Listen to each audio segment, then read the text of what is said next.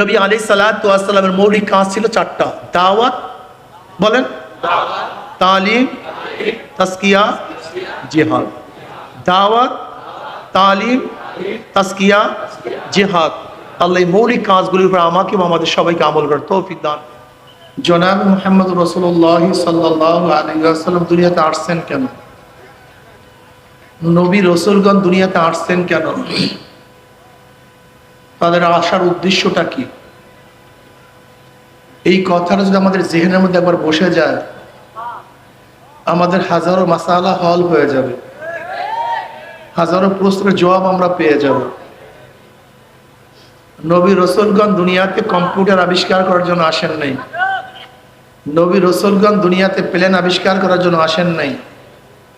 দ্রুতগামী ট্রেন আবিষ্কার করার জন্য আসেন নাই। নবী রাসূলগণ দুনিয়াতে আসছেন মানুষরূপী অমানুষদেরকে মানুষ বানাবার জন্য। বলেন, কিসের জন্য আসছেন? সবাই বলেন, মানুষরূপী অমানুষদেরকে মানুষ বানাবার জন্য তারা দুনিয়াতে আসছেন। আমি কি বলতে চাই, মানুষের রূপের নামই মানুষ না, মানুষের চেহারার নাম মানুষ না। দেখেন, ফেরাউনের চেহারা মানুষের মতোই ছিল, কিন্তু মানুষ ছিল না। নমরুদের চেহারা, ভাই এই ড্রোন দিয়া কি আপনি আমার বয়ান শোনাবেন না পাগলামি করবেন? হ্যাঁ, একটু বয়ান শুনি 2-1 মিনিট। নমরুদের চেহারা মানুষের মতোই ছিল, সাদ্দাদের চেহারা মানুষের মতোই ছিল, কিন্তু অরিজিনালি মানুষ ছিলেন না। ওমর ইবনে খাত্তাব রাদিয়াল্লাহু তাআলা ইসলাম গ্রহণ করার আগে, ঈমান আনার আগে, নবী আলাইহিস সালাতু ওয়াস সালামকে হত্যা করার জন্য নাঙ্গা তলোয়ার নিয়ে রওনা করছেন। যেই ব্যক্তি নবী আলাইহিস সালাতু ওয়াস সালামকে হত্যা করার জন্য রওনা করছে, সে ব্যক্তি ভালো মানুষ না খারাপ মানুষ? এর চেয়ে খারাপ কেউ হতে পারে না। দুনিয়ার মধ্যে সবচেয়ে নিকৃষ্ট ওই ব্যক্তি যে নবীদেরকে হত্যা করে, তাদের চেয়ে নিকৃষ্ট কেউ হতে পারে না। আবার হতভাগ্য ওই ব্যক্তি যে নবীর মাধ্যমে হত্যা হয়, তার চেয়ে হতভাগাও কেউ হতে পারে না। তো ওমর ইবনে খাত্তাব রাদিয়াল্লাহু তাআলা আনহু নাঙ্গা তলোয়ার নিয়ে জনাব মুহাম্মদ রাসূলুল্লাহ সাল্লাল্লাহু আলাইহি ওয়াসাল্লামকে হত্যা করার জন্য রওনা করছেন। মানুষটা ভালো ছিল না খারাপ ছিল? এর চেয়ে খারাপ কেউ হতে পারে না। অথচ এই ব্যক্তি ইসলাম গ্রহণ করার পরে, ঈমান আনার পরে তার অবস্থাটা কি হয়েছে? কথা বলেন তো। বাতাস তার কথা শুনে, পানি তার কথা শুনে, জমিন তার কথা শুনে। আপনারা জানেন, ওমর ইবনে খাত্তাব রাদিয়াল্লাহু তাআলা মদিনার মধ্যে বক্তৃতা করতেছিলেন, খুতবা দিতেছিলেন। সারিয়া রাদিয়াল্লাহু সিরিয়া যুদ্ধ করতেছিলেন। ওই খুতবার মধ্যে আওয়াজ দিয়েছেন, ইয়া সারিয়াতুল জাবাল, এ সারিয়া পাহাড়ের দিকে তাকাও। কোথায় মদিনা আর কোথায় সিরিয়া? শত শত কিলোমিটার দূরে। সেখান থেকে আওয়াজ দিয়েছেন। সারিয়া রাদিয়াল্লাহু আওয়াজ পেলেন, কিন্তু ভূরক্ষেপ করলেন না। আমিরুল মুমিনিন মদিনায়, আমি অনেক দূরে, কিসের আওয়াজ? তিনি প্রথমবার ভ্রুক্ষেপ করলেন না। দ্বিতীয়বার আবার আওয়াজ, ইয়া সারিয়াতুল জাবাল, হে সারিয়া পাহাড়ের দিকে তাকাও। সারিয়া রাদিয়াল্লাহু এদিকে ওদিকে তাকালেন, কার আওয়াজ পাইতিস? দ্বিতীয়বার সে পদক্ষেপ গ্রহণ করেন নাই। তৃতীয়বার আবার ইয়া সারিয়াতুল জাবাল। সারিয়া রাদিয়াল্লাহু একবার শূন্য প্রেরণ করলেন, দেখো তো পাহাড়ের উপরে কি? মুসলিম সৈন্যরা গিয়ে দেখলেন অন্য দিক থেকে কাফেররা আক্রমণ করার জন্য প্রস্তুতি গ্রহণ করছে। তখন তাদের উপর মুসলমানরা হামলা করছে। ওইদিকে মদিনার মানুষগুলো চিন্তা করতেছে, সারিয়া তো আমাদের বাহিরে অনেক দূরে, আর ওমর ইবনে খাত্তাব কাকে সম্বোধন করতেছে, তারাও আশ্চর্য। সারিয়া রাদিয়াল্লাহু তাআলা আশ্চর্য। বিজয়ের পরে মদিনা যখন ফিরছে, মদিনাবাসী বলতে, সারিয়া ভাই, সারিয়া অমুক সময় জুমার দিন আমিরুল মুমিনিন কোনো আওয়াজ পেয়েছো নাকি? সেও চমকে গেছে। হ্যাঁ। বলে, কি ঘটনা? বলে, আমি যুদ্ধরত অবস্থায় ছিলাম, অমনি আমিরুল মুমিনিন বলছে, ইয়া সারিয়াতুল জাবাল, আমি ভ্রুক্ষেপ করি নাই, দ্বিতীয়বার ভ্রুক্ষেপ করি নাই। তৃতীয়বার যখন সৈন্য প্রেরণ করলাম, দেখলাম অপর দিক থেকে কাফেররা আমাদের উপরে আক্রমণ করার জন্য প্রস্তুতি গ্রহণ করছে। আল্লাহর কসম, ওই সময় যদি আমিরুল মুমিনের আওয়াজ না পাইতাম, তাহলে একজন মুসলমানও জিন্দা ফিরতে পারতাম না। আওয়াজ দিছে মদিনায়, বাতাস আওয়াজ পৌঁছায় দিছে সিরিয়ায়। অথচ ওমরের ইসলাম গ্রহণ করার আগে যে চেহারা ছিল, ইসলাম গ্রহণ করার পরে একই চেহারা, উচ্চতাও আগের মতোই, রং আগের মতোই, চক্ষু দুইটাই, চারটা হয় নাই, দুনিয়ার কোনো পরিবর্তন হয় না, অবয়বের কোনো পরিবর্তন হয় নাই। কিন্তু যেই ওমর নবীকে হত্যা করার জন্য রওনা করছে, সেই নিকৃষ্ট ওমর এত দামি হওয়ার কারণটা কি? এই দামি কার সোহবাতের কারণে হয়েছে, এইটা আমাদের মাথার মধ্যে রাখতে হবে। নবী রসুলগণ মানুষদেরকে ইঞ্জিনিয়ারিং শিক্ষা দেওয়ার জন্য আসেন নাই, বড়লোক বানাবার জন্য আসেন নাই, বরং এই মানুষদেরকে মানুষ বানাবার জন্য আসেন। এটা মাথার মধ্যে রাখতে হবে।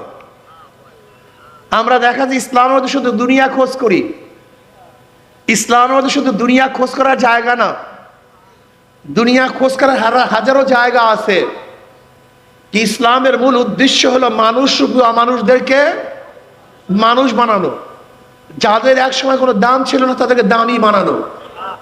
বেলাল হাবশী রাদিয়াল্লাহু তাআলার মতো গোলাম, নিজেও গোলাম, বাবায় গোলাম, দাদায় গোলাম, 1 টাকার মালিক না। অথচ বেলাল হাবশী ইসলাম গ্রহণ করার আগে কোনো দাম ছিল না, সম্মান ইজ্জত বলতে কিছুই ছিল না। কিন্তু ইসলাম গ্রহণ করার পরে বেলাল হাবশীর মান মর্যাদা কেমন! বেলাল হাবশী হাঁটে জমিনের মধ্যে, পায়ের আওয়াজ আরশের মধ্যে। বেলাল হাবশী আজান দেয় জমিনের মধ্যে, আজানের শব্দ 7 আসমান ভেদ করে চলে যায় আরশের মধ্যে। ওমর বিন খাত্তাবের মতো অর্ধজাহানের বাদশা যখন বেলাল হাবশী রাদিয়াল্লাহু তাআলাকে সম্বোধন করতেন, সাইয়্যিদুনা বেলাল, আমাদের সর্দার, আমাদের নেতা, আমাদের লিডার বেলাল, গোলাম, এত দামি হয়ে গেছে। কিয়ামতের ময়দানে নবী আলাইহিস সালাতু ওয়াস সালাম যে উটের উপর থাকবেন, সেই উটের রশি থাকবে বেলাল হাবশীর হাতের মধ্যে। অথচ চেহারার মধ্যে পরিবর্তন আসে নাই, বেলাল ধনী হয় নাই, বেলাল সুন্দর হয় নাই, বেলাল সেই আগেরই মতো ছিল, অবয়বের পরিবর্তন হয় নাই। কিন্তু বেলাল এত দামি হয়েছে, সেই পরিবর্তনটা কিসের মধ্যে আসছে? কলব। জোরে বলেন কি? জোরে বলেন। অবয়ব পরিবর্তন হয় না, কলবটা পরিবর্তন হয়ে গেছে। মিশর দখল করার পর আপনারা জানেন, নীল নদীর মধ্যে প্রতি বছর একজন সুন্দরী সুশ্রী মেয়েকে জবাই করতে হইতো, এছাড়া জোয়ার আসতো না। মুসলমানদেরকে প্রস্তাব দেওয়া হয়েছে, মুসলমান বলছেন আমাদের এটা সম্ভব না, এটা ডাইরেক্ট কুফরি, শিরক, নির্দোষ একটা মেয়েকে কেন হত্যা করব? বলে হয়তো হত্যা করো, নয়তো পানি দাও। মুসলমান কি করবে? উমর ইবনে খাত্তাব রাদিয়াল্লাহু তাআলা চিঠি লিখছেন, হালাত তো এই, কি করব?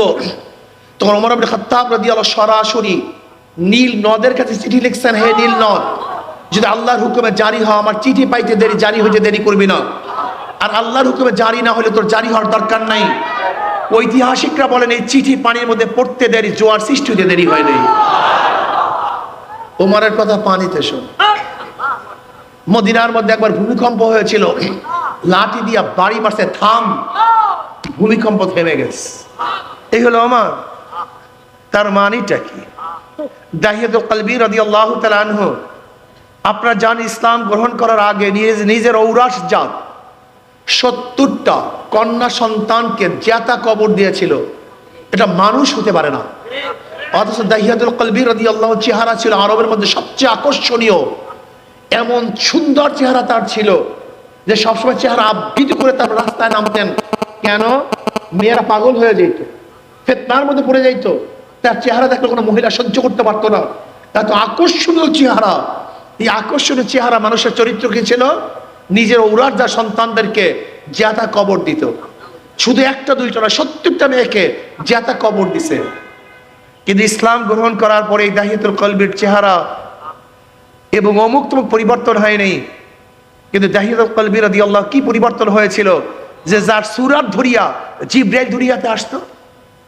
অধিকাংশ সময় যে মানুষের সুরাত ধরিয়া জিবরাইল আলাইহিস সালাতু দুনিয়াতে আসছেন, অধিকাংশ সময় কার সুরাত ধরতেন? এই দাহিয়াতুল কলবি রাদিয়াল্লাহু তাআলার সুরাত।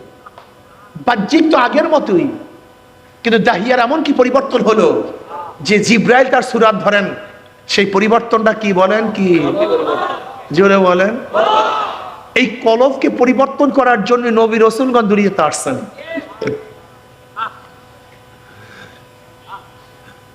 অথচ কলবের চিন্তা আপনার মধ্যে আমার মধ্যে নাই। আমি মনে করি, বিশ্বাস করি, শুধু দল, শুধু নেতা পরিবর্তনের মাধ্যমে দেশের শান্তি আসতে পারে না। নবী আলাইহিস সালাতু ওয়াস সালাম 13 বছর মক্কায় কিছু লোক তৈয়ার করেছেন। 13 বছর হাজারো নির্যাতন, অত্যাচার, অবিচার সহ্য করেছেন, প্রতিবাদ করেন নাই। 13 বছর কিছু লোক তৈয়ার করেছেন, যেই লোকগুলি রাদিয়াল্লাহু আনহুম ওয়া রাদু আন, যাদের উপর আল্লাহ খুশি, যারা আল্লাহর উপরে খুশি, এমন কিছু টিম ডায়মন্ড মুক্তা তৈয়ার করেছিলেন, যাদের মাধ্যমে গোটা দুনিয়ার মধ্যে ইসলাম ছড়িয়ে দিয়েছিলেন। আগে নিজেকে তৈয়ার করতে হবে, নিজেকে গঠন করতে হবে। ইসলামী আন্দোলনে প্রত্যেকটা নেতা কর্মীকে মনে রাখতে হবে, জনাব মুহাম্মদ রাসূলুল্লাহ সাল্লাল্লাহু আলাইহি ওয়াসাল্লামের চরিত্র গঠন করলেই কামিয়াব হব। আর নবী আলাইহিস সালাতু ওয়াস সালাম চরিত্র গঠন না করলে কোনোদিন কামিয়াব হওয়া যাবে না। শুধু ক্ষমতা আমাদের উদ্দেশ্য না।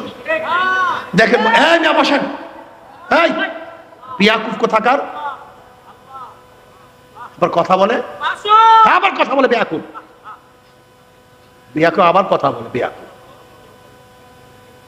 আল্লাহুম্মা সাল্লি আলা মুহাম্মাদিন নাবিয়্যিল উম্মি ওয়া আলিহি ওয়া সাল্লাম তাসলিমা।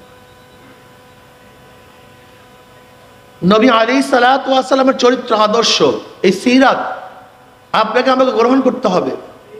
এটা খুব ভালো মতো বুঝতে হবে। নবী আলাইহিস সালাতু ওয়াস সালাম হাজারো খুনিদেরকে আল্লাহর ওলি বানায়া দিয়েছেন, হাজারো ধর্ষকদেরকে আল্লাহর ওলি বানায়া দিয়েছেন, যারা একসময় সমাজের কীট ছিল। নবী আলাইহিস সালাতু ওয়াস সালাম সোহবাতে আসার পরে তারা সমাজের মধ্যে সবচেয়ে দামি ব্যক্তি হয়ে গেছেন, সবচেয়ে বেশি মর্যাদা সম্পন্ন হয়ে গেছেন। প্রিয় ভাইয়েরা আমার, আমার মুসলমান বন্ধুরা, আজকে সে নবীর আদর্শ ছেড়ে দিয়েছে। আমরা কোথায় যাই? Karl Marx, Mao Tsetung, Abraham Lincoln, Socrates, Plato, Aristotle, Montesquieu, Locke, Rousseau. আজকে আমরা সোশ্যালিজম, ক্যাপিটালিজম, কমিউনিজম, ডেমোক্রেসি, আজকে সেকুলার নিয়ে ব্যস্ত। মুসলমান ইসলাম নিয়ে চিন্তা করে না, ইসলাম নিয়ে ভাবে না। মুসলমান ইসলামকে ভয় পায়, ইসলামকে বিশাল বোঝা মনে করে। ইসলাম তো মানুষের মাথার থেকে বোঝা দূর করার জন্য আসছে, বোঝা দেওয়ার জন্য আসে নেই। ইসলাম সমাজ থেকে আপদ দূর করার জন্য আসছে, আপদকে বাড়াবার জন্য আসে নেই। কি কথা ঠিক না? ইসলাম সম্পর্কে আমরা জানি না, বুঝি না। কেন ভয় পাই? সমাজটা খারাপ হয়ে গেছে। অনেক গাঁজা করে বলে, হুজুর ইসলাম ক্ষমতায় আসলে আমার গাঁজার অবস্থাটা কি হবে? ও বেচারার চিন্তা কি? শুধু গাঁজা, ওনার গাঁজা ঠিক, দুনিয়া ঠিক। কারণ গাঁজার জন্য বাবাকে হত্যা করে, গাঁজার জন্য মাকে হত্যা করে। দেখেন নাই আপনারা? নেশার জন্য সবাইকে হত্যা করে। ওর টেনশন শুধু নেশা, এর বাইরে কোনো টেনশন নেই। ওর টেনশন শুধু নেশা। আমাকে বলতে, হুজুর আমার গাঁজার অবস্থাটা কি? আমার গাঁজা কি হবে? আমি বললাম, বাবা তুমি মসজিদে গিয়ে গাঁজা সেবন করতে পারো? বলে না। আমাকে কেন? তোর হুজুর পরিবেশ নেই। আমি বলি, ইসলাম ক্ষমতা আসলে বাংলাদেশটা মসজিদের পরিবেশ হয়ে যাবে, তোমার মনের থেকে তুমি গাঁজা সেবন করতে পারবে না। সমস্যা আছে? বলে না। আজকে ঘুষখোররা কি মনে করে ইসলাম ক্ষমতা আসলে আমার ঘুষের অবস্থাটা কি? টেনশন তোমার এইটা। আসলে টেনশন নেই, পাশের চেয়ার ঘুষ খাওয়ার কারণে তোমার মধ্যে ঘুষের লিপ্সা চলে আসছে। পাশের চেয়ার ঘুষ খাবে না, তোমার ঘুষের কথা মনেও থাকবে না। সমস্যা কি আমাকে বলো? তোমার 10 জন বন্ধু, একজনও নামাজে যায় না, ওই 10 জনের মাঝখান থেকে তোমার নামাজে যেতে খুবই কষ্ট হয়।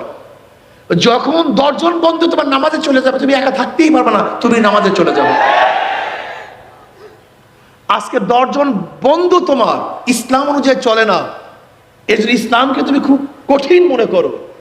10 জন বন্ধু যখন ইসলাম গ্রহণ চলবে, তখন তোমার ইসলাম গ্রহণ চলা সহজ হয়ে যাবে। বিশ্বাস হয় না? এই যে আশেপাশে আমরা যারা আছি, মাজলিসের মধ্যে এমনও লোক আছি যারা ধূমপান করি, এরকম লোক নাই? একজনও কি নাই? এখন ধূমপান করেন না কেন? কথা বলেন। আপনি বুকে হাত দিয়ে বলেন, আপনার কি মনে একবারও চাইছে ধূমপান করার জন্য? কেন? এই পরিবেশটা যদি হয়ে যায়, আপনাকে তো কষ্ট করতে হবে না, পরিবেশ আপনাকে ধূমপান থেকে দূরে রাখতে। আজকে হাজারো বেপরদা আমার মা বোনেরা ভয় পাই ইসলাম আসলে আমার অবস্থাটা কি হবে। তোমার পরিবেশে সবাই বিপর্দা বিধায় তুমি পর্দাকে ভয় পাও, অথচ আমাদের মেয়েরা বিপর্দাকে ভয় পায়।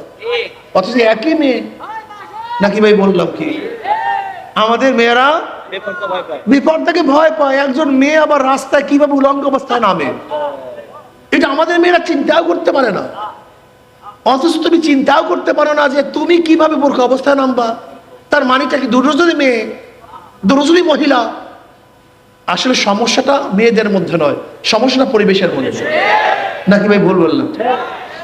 আচ্ছা বলো তো, আমরা যে ঢাকা ইউনিভার্সিটি আমাদের কাছে, এই ঢাকা ইউনিভার্সিটির পরিবেশে একজন মুসলমান সন্তানদের ইসলাম অনুযায়ী চলা যত কঠিন, ওই তার আর এক ভাই যে মাদ্রাসায় পড়ে তার উপরে ইসলাম অনুযায়ী চলা কি কঠিন? কারণটা কি? একই তো ভাই, আপন ভাই। একজন ঢাকা ইউনিভার্সিটিতে, একজন মাদ্রাসায়, একই বাবা একই মা। একজনের অবস্থা ইসলাম ছাড়া চলতেই পারে না, আরেকজন ইসলামের উপর চলতে পারে না। সমস্যাটা কি ছেলের মধ্যে না পরিবেশের কারণে? তার মানে আসলে পরিবেশ খারাপ হয়ে গেছে, ওরা পরিকল্পিত ভাবে পরিবেশটাকে নষ্ট করে ফেলছে। ইসলাম আসলে কি হবে? আমরা জোর টোর কিচ্ছু লা ইকরাহা ফিদ্দীন, ইসলামের জোর বলতে কিচ্ছু নাই। আমরা এমন সুন্দর একটা পরিবেশ সৃষ্টি করব যেখানে তুমি এমনিতেই ভালো হয়ে যাবা, তোমাকে কষ্ট করতে হবে না। একটু উদাহরণ দেবো নাকি? উদাহরণ আমি আর বেশি বয়ান করবো না, কয়েকটা উদাহরণ দিয়ে শেষ করি যে আমার নবীর আদর্শ কত সুন্দর আদর্শ। আজকে যাবেন আইজের থেকে শুরু করে একজন পুলিশ অফিসারের কাছে বলবেন যে আইন শৃঙ্খলা বাহিনীর অবস্থা খারাপ কেন, আইন শৃঙ্খলা খারাপ কেন? প্রত্যেকে বলবে জনগণ অনুযায়ী পুলিশের সংখ্যা কম। কি বলবে ভাই?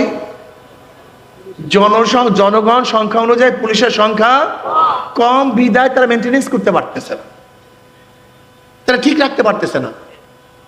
আমি বললাম এই কথাটা সম্পূর্ণ গলত, একটা চরম ভুল কথা। তার উদাহরণ, আচ্ছা বলেন তো, আমাদের দেশের হাজারো মাজলিস, হাজারো জনসভা, মাত্র কয়েকজন লোক কিন্তু দেখি চেয়ার নিয়ে মারামারি, কাটাকাটি, কে সামনে বসবে কে পিছনে বসবে, কাকে বসতে দেওয়া হলো না, পুরা চেয়ার ভাঙ্গিয়া চেয়ার চুরমার করে, এরকম নাই ভাই? হ্যাঁ, অথচ চরমোনাই ময়দানে লক্ষ লক্ষ মানুষ, টঙ্গীর ময়দানে লক্ষ লক্ষ মানুষ, কি আগে বসছে কে পিছনে বসছে খবরও নেই। আচ্ছা বলেন তো, যে সংখ্যার কারণেই পরিবেশ নষ্ট হয়, তা চরমোনাই ময়দানে পরিবেশ নষ্ট হলো না কেন? ওই তবলিগের টঙ্গীর ময়দান নষ্ট হলো না কেন? আজকে এই মাজলিসের পরিবেশ নষ্ট হলো না কেন? আসলে আমাদের আদর্শ ঠিক নেই, চরিত্র ঠিক নেই। মূল জায়গায় কেউ হাত দেয় না, বিশ্বাস করেন, আমি গবেষণা, মূল জায়গায় কেউ কোনো কথা বলে না, মূল জায়গায় কেউ হাতই দেয় না, শুধু পরিবর্তন চাই, শুধু পরিবর্তন চাই। আচ্ছা বলতে, একজনের নাম এ, একজনের নাম বি, একজনের নাম সি, তিনজনই সুর, এ ও সুর, বি ও সুর, সি ও সুর। ক্ষমতা আছে এ, সে কি করবে? হটাও এ বসাও বি, সে কি করবে? হটাও বি বসাও সি। কারণটা কি? ব্যক্তি পরিবর্তন হচ্ছে, দল পরিবর্তন হচ্ছে, নীতি আদর্শের পরিবর্তন হয় নাই। এই তোমরা শুধু এ বি সি পরিবর্তন করিয়া দেশ শাসন করতে চাও, বোকারাম চৌধুরী, মাথার মধ্যে ঘিলি ঠুলো আছে। তুমি কি দেখো না এখন হাত, চাঁদার হাত পরিবর্তন হচ্ছে, চাঁদার কোনো পরিবর্তন নাই। ধর্ষক ব্যক্তি পরিবর্তন হচ্ছে, ধর্ষণের কোনো খুনের হাত পরিবর্তন হচ্ছে, খুনের কোনো পরিবর্তন নাই। কিয়ামত পর্যন্ত পরিবর্তন হবে না। জনাবে মুহাম্মদ রাসূলুল্লাহ সাল্লাল্লাহু আলাইহি ওয়াসাল্লাম দায়িত্ব দেওয়ার আগে দায়িত্বশীলকে তৈয়ার করেছেন, 13 বছর কিছু লোককে তৈয়ার করেছেন। আর তোমরা কি করো? তোমরা দল করো, কোনো তরবিয়াত নাই, চরিত্র গঠন করা কোনো মেসেজ নাই, ওয়ার্কশপ নাই, কিচ্ছু নাই, ক্ষমতা দিয়ে দিস। তাই বান্দরের হাতে যদি আগুন দাও, হনুমানের কাছে আগুন দাও, তো লঙ্কা তো জ্বালাবি, লঙ্কা কেউ রাখতে পারবে না তো। আমাকে অনেকে বলে, হুজুর যে লঙ্কা যায় সে হনুমান হয়। আমি বলে, বেয়াকুব, লঙ্কা তো গ্যাসেই হনুমান, সে তো হনুমান হবে না কি হবে? কাল একটা বয়ান করছিলাম চিটাঙে বয়ান করছিলাম যে আমাদের সমস্যা কোন জায়গায়, সমস্যাটাই চিহ্নিত করি না। আলেম ওলামাদের সমস্যা কোন জায়গায় চিটাং বললাম। আলেম ওলামাদের সমস্যা হলো নিজে যা পড়ি পরে আমল করি না, বিশ্বাস হয় না। এইমাত্র মুহাদ্দিস সাহেব তকবিরুল্লাহ ফজিলাত পড়াইছে, কিন্তু তকবিরুল্লাহ মুহাদ্দিস সাহেব কথা কয় না, যারা পড়ছে তারা কয় না। এইমাত্র হাদিসে পড়াইছে তকবিরুল্লাহ ফজিলাত, মুহাদ্দিস সাহেব তকবিরুল্লাহ পায় নাই, ছাত্ররা পায় নাই। এইমাত্র মুহাদ্দিস সাহেব হাদিসের মধ্যে বুখারীর মধ্যে পড়াইছে জামাতের ফজিলাত, মুহাদ্দিস সাহেব যায় নাই, ছাত্ররাও যায় না। এইমাত্র কিতাবুল ঈমানের মধ্যে পড়াইছে আনতা আবুদাল্লাহ কাআন্নাকা তারাহু ফা ইল্লাম তাকুন তারাহু ফা ইন্নাহু ইয়ারাক। নামাজের সূরা দুইটা, হয়তো আল্লাহকে তুমি দেখবা অথবা আল্লাহ তোমাকে দেখবে, এই দুই সূরাতের বাড়ি ইবাদত নেই। এইমাত্র কত যে তাহকিক করছি, কত তাফসীর, কত তাহকিক এই হাদিসের উপরে, অথচ যে পড়াইছি তারও খেয়াল নাই যে আমার খুশু খুশু আছে কি নাই, আর যারা পড়ছে তাদেরও খবর নেই। এইমাত্র কিতাবুল মাগাজি পড়াইছে, যুদ্ধের বয়ান পড়াইছে, জিহাদের বয়ান, অথচ যে পড়াইছি তার মধ্যেও যুদ্ধের স্পৃহা নাই, যারা পড়ছে তাদের মধ্যেও নেই। কথাটা মিথ্যা বললাম নাকি ভাই? হ্যাঁ, দেখেন তো আমরা যা পড়ি যা পড়াই আমাদের সাথে মিল আছে? সমস্যা এখানে, আর কিচ্ছু না। সমস্যা অন্য কোনো জায়গায় না। কাবুরা মাক্তান ইনদাল্লাহি আন তাকুলু মা লা তাফআলুন। আমাদের মূল সমস্যা হলো এই, তুমি হাদিস পড়াইতেছো ছাত্রদেরকে, তুমি একদিনও চিন্তা করছো আমি আমল করছি কিনা, কি বলতেছি, কি পড়াইতেছি? কাবুরা মাক্তান ইনদাল্লাহির মিসদাক বানাই দে শুধু ওয়াইজিনদের। কেন তুমি যে পড়াইতেছো তুমি মিসদাকের মধ্যে নাই, তুমি বলো নাই হাদিস ছাত্রদেরকে? এইমাত্র বললাম কদ আফলাহাল মুমিনুনা আল্লাযীনা হুম ফি সালাতিহিম খাশিউন, অথচ আমি যে নামাজে দাঁড়াইছি আমার খুশি খুশি বলতে কিচ্ছু নেই। বিশ্বাস করে না। আমি আমার শ্রোতাদেরকে বলবো, আমি আমার নিজেকে বলবো, সিরাতুল আম্বিয়া শোনার নাম না, মানার নাম। শেষ একটা ঘটনা বলিয়া শেষ করবো। এরকম সিরাতুল নবী আলাইহিস সালাতু ওয়াস সালাম কনফারেন্সে এক হিন্দু পণ্ডিত চমৎকার বক্তব্য দিয়েছে নবী আলাইহিস সালাতু ওয়াস সালাম সম্পর্কে। হিন্দু পণ্ডিতের বক্তব্য শোনেন না, চমৎকার বক্তব্য দেয়। নবী আলাইহিস সালাতু আদর্শের উপরে, চরিত্রের উপরে, কর্মের উপরে চমৎকার বক্তৃতা করেছেন। উপস্থাপক বলছে, দেখছো এই হিন্দু পণ্ডিত সাহেব আমার নবীকে যেইভাবে চিনছে আমরাও সেইভাবে চিনতে পারিনি। কত সুন্দর বক্তৃতা করছে। অমনি একজন মুরব্বী মুসল্লি উঠে ডাক দিয়ে বলে, পরিচালক সাহেব আপনার বক্তব্য উদ্ধ করেন, আপনার বক্তব্য ঠিক না, আপনার বক্তব্য ঠিক না। বলে কেন? না, আপনার বক্তব্য ঠিক না। আপনি এইভাবে বলুন, হিন্দু পণ্ডিত সাহেব নবী সম্পর্কে যেভাবে জানছে আমরা সেইভাবে জানি নাই। আমরা হয়তো জানি নাই, কিন্তু আমি নবীকে চিনছি বিধে ঈমান আনছি। সে জানছে সেটা নাই বিধে ঈমান আনতে পারে নাই। জানার নাম মুমিন না, জামার নাম মুমিন না, জানার নাম ইসলাম না, মানার নাম।